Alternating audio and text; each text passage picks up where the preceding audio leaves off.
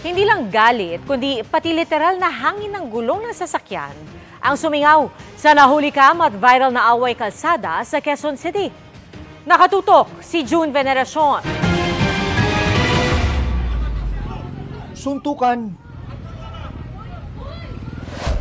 gitgitan, at ang ilan umabot pa sa tutukan ng baril. Huwag kang ganon! Lahat na yata ng klase ng away kalsada na videohan na. Nanginginig na ako sa'yo! Pero kakaiba itong road rage incident sa pagitan ng isang motorista at rider sa East Avenue, Quezon City.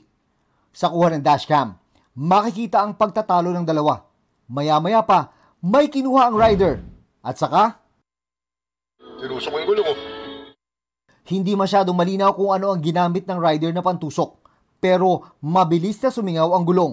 Tinusok na. Pinusog yung gulong? Eh no, flat na. Wala na. Eh, patapa na yung gulong niyo.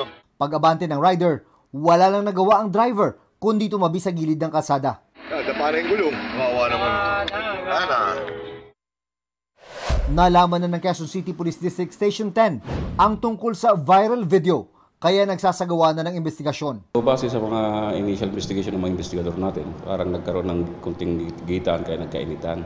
Kaya umabot sa ganitong punto.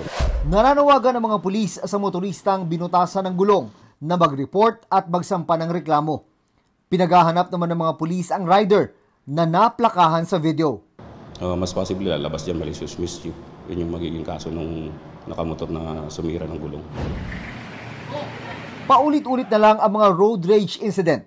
Kaya hindi na daw magsasawa ang mga pulis sa paulit-ulit nilang paalala. Dapat maging kalma lang, lamig ang ulo, at kuhanin sa mga mabuting pag-uusap kung may mga problema para hindi umabot sa ganitong punto.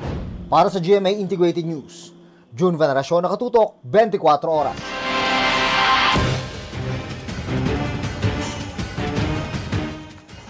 Inutusan na po ng LTO na humarap sa kanilang tanggapan ang rider na bumutas sa gulong ng sasakyan ng nakaalitang driver. Inisyuhan na siya ng show cause order para ipaliwanag ang nag-viral na insidente.